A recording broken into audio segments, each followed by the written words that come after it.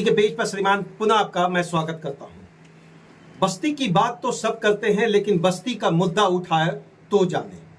श्रीमान हम बात करेंगे झारखंड की धरती के अंतर्गत रहने वाले वो व्यक्ति जिनके हिस्से में आज तक पानी नहीं पहुंचा, जिनके हिस्से में बिजली आज भी एक सपना है, जिनके हिस्से में शिक्षा का बात करना बेकार है, और अगर स्वास्थ्य की बात करें तो श्रीमान वह चरमराई स्थिति में वही किसी सरकारी हॉस्पिटल के सामने पड़ा हुआ चार पाटी पे दिखने वाला वह झारखंडी। क्या यह दुर्दशा आपने देखा है? ईमानदारी से कमेंट करके बताएं। क्या आपके इर्द गिर्द इस तरह का माहौल दिखता है? क्या वैसे लोग भी दिखते हैं जो महज मुखिया जी का आश्वासन नहीं होने के कारण आज भी मकान से बहुत दूर है, या पार्षद का आश्वासन नहीं, अनुशंसा नहीं मिलने के कारण आज भी वो मकान से दूर है? यही है झारखंड की वास्तविक हकीकत। उन जगहों की, मैं सभी जगहों की बात नहीं कर रहा हूं, जिनको आज भी ढंग से अपनी बात को रखना नहीं आता। भाषा की अभिव्यक्ति भले ही कानून के पन्नों में 1950 से निहित होकर हमें मिल गया, लेकिन धरातल पर भाषा की अभिव्यक्ति की बात जब आप सोचेंगे तो आपका रूह कांप जाएगा। आदिवासी कहां, मूलवासी कहां, अधिवासी कहां?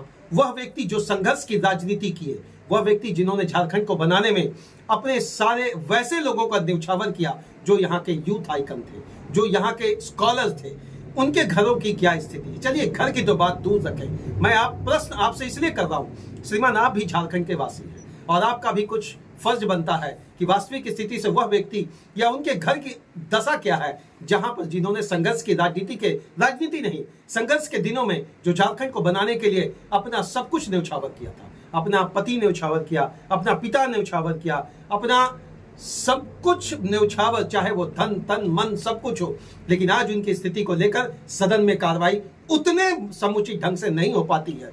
यदा कदा एक दो लोग ऐसे विधायक हैं जो कि बात उठाते हैं यहाँ का संघर्षमय जीवन से पीड़ित या संघर्षमय जीवन से हुए उन शहीदों को जिनका परिवार आज भी दंश झेल रहा है। मेरे गांव में पानी नहीं। मैं किसी जगह का नाम इसलिए नहीं ले रहा हूं, हो सकता है माननीय विधायक जी आपको खराब लगे, हो सकता है सदन के अंतर्गत इसकी कार्रवाई करने में, सदन के अंतर्गत इसका बात उठाने में, सदन के अंतर्गत ये बात गूंजे, उसमें भी हो सकता है बहुत लोगों को तकलीफ। लेकिन आप इर्द गिर्द जरूर झांक कर देखें कि जो लोग संघर्ष की जीवन से झारखंड को बनाने में लंबा 30 से 40 साल का समीकरण लगाए, जिन्होंने अपना यह भी नहीं देखा कि मेरे भविष्य में होने वाला क्या है, क्या करियर है, क्या होगा, कितना कुछ मैंने न्यौछावर कर दिया, लेकिन आज वास्तविक में धरातल यही है कि श्रीमान BMW और फॉर्च्यूनर में घूमने वाले नेता आपके आसपास जरूर मिल जाएंगे, लेकिन BMW और फॉर्च्यूनर जैसा झारखंड बनाने वाला नेता मुझे लगता है अभी लंबा पारी खेलना पड़ेगा झारखंडी को। शायद इस पर इसलिए हम कह रहे हैं कि विश्वास की राजनीति करने के लिए तो सबको ही आगे बढ़ते हैं, दलित की, गरीब की, शोषित का, पीड़ित का, वर्णित का, हर वर्ग का, चाहे वो क्षत्रिय हो, ब्राह्मण हो, वैश्य हो या शूद्र हो, सबकी राजनीति सब कुछ परिभाषित करने के लिए आगे बढ़ते हैं। लेकिन जो सबसे बड़ा मुद्दा आकर फंसा हुआ है कि जिन संघर्ष करने वाले लोगों के पिया जमीन घसक गया, आज उनकी स्थिति कहां है? हम तो पूछेंगे कि पेज से श्रीमान विधायक जी, हम आपसे ही पूछना चाहते हैं, क्या आपने कभी यह जानने की कोशिश की कि आपके क्षेत्र में जो भी झारखंड निर्माण के लिए संघर्ष दिए थे उनका नाम भी आप जानते हैं क्या? उनके परिवार को भी आपने कभी जानने की कोशिश की क्या? क्या आपने उसको टटोलने का प्रयास किया क्या? अगर नहीं तो कड़वा सच आज मैं आप खुले मंच पे रख रहा हूं, सोशल मीडिया के खुले पेज पर मैं ये पूछना चाहता हूं सवाल, या जो व्यक्ति वीडियो को देख रहे हैं जरूर नीचे इस बात को कमेंट करके बताएं कि आपके क्षेत्र में सबसे बड़े संघर्षशील व्यक्ति या सबसे बड़े वो सपूत जिन्होंने शहीद होने का दर्जा भी प्राप्त अगर कर लिया तो झारखंड के किसी भी नुमाइंदे की नजर उस पर नहीं पड़ी। कड़वा लग रहा होगा आपको, लेकिन सत्य यही है कि सत्य को प्रमाण करने की जरूरत नहीं हो तो वो अपने आप में प्रमाणित होता है।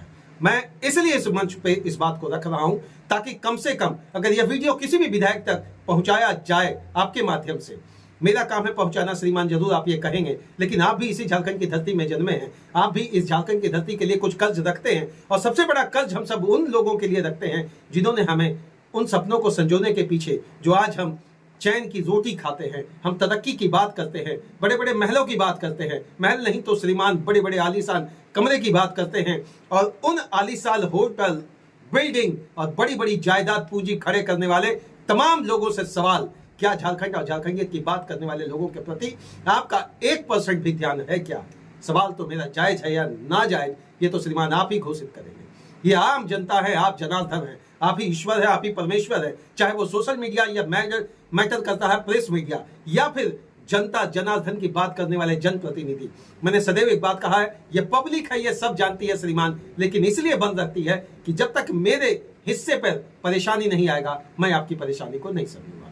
बहुत बहुत धन्यवाद जोहार झारखंड आप सभी को। जो मुद्दा हमने उठाया है, इस मुद्दा को सदन के किसी भी एक विधायक तक अगर आप पहुंचा सके तो जरूर एक बात उनसे पूछिएगा, क्या आप अपने क्षेत्र के उन संघर्षशील व्यक्तियों का नाम का लिस्ट बनाकर कम से कम उनके लिए भी सोचे। हालांकि अभी वर्तमान में सरकार ने कहा है कि इस पर हम लोगों का ध्यान आकर्षण हुआ है। बहुत बहुत धन्यवाद। जोहार झारखंड, सुख सक्षमता के साथ झारखंड आगे बढ़े, लेकिन उन लोगों के बारे में भी जरूर सोचा जाए जिन्होंने इस झारखंड को सुख सक्षमता बनाने के लिए अपना सब कुछ न्यौछावर किया। तब तक के लिए आप सभी को जय हिंद।